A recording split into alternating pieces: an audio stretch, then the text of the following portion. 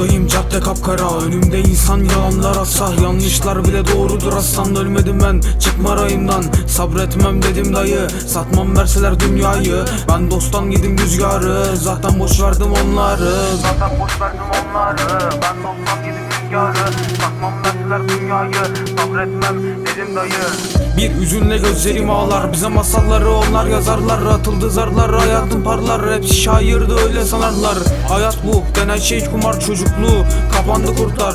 En çok annem korurdu, babamın gel demesi onurdu. Çok aksi ve hızlıydık, çok pis bir hayata kızgınlık. Bütün dostlar zaten dağıldık, bir gün olacağına inandık. Kör olduk bu yabancı hayatta, bütün güller soldu papatyam. Elimde tabanca, kalktım zararla, olanlar oldu solan baharlar. Yerine gelir mi yar, beni bitirendi bak yıllar. Sırtımdaki vuruklar sızlar, zar mıydı bırak da atsın yar. Bir tepede beklerim acımı, derdimden kazıttım saçımı.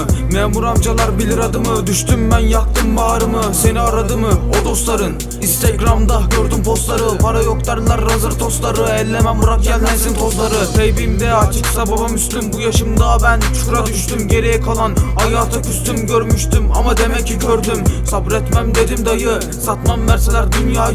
Ben dosttan yedim rüzgarı, zaten boş verdim onları.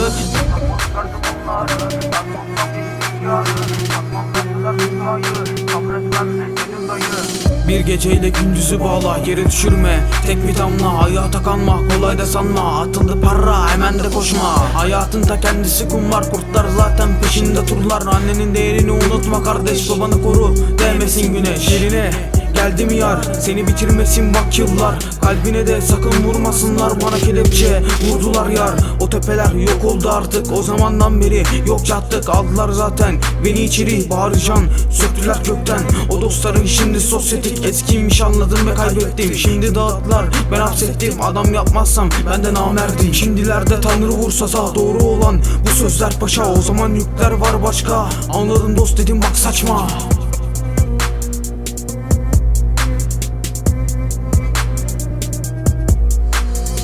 Dedim bak saçma, dedim bak saçma.